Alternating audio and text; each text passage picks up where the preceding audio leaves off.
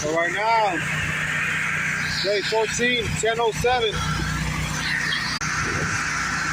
We got Caleb on right there, Master Chase, running away X braces. Got Moses over there knocking away that knee wall.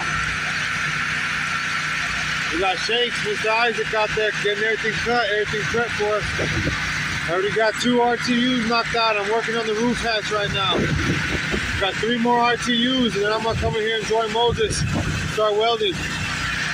Might be an all-nighter, but we're gonna get this motherfucker done today. Northwestern still, baby, Eagle Pass. We got hit with some rain earlier. Pretty bad winds right now. Sprinkling, but we're gonna march forward, keep chipping away at it. There's 4 of us. It's a dream team, baby. We're gonna get it done.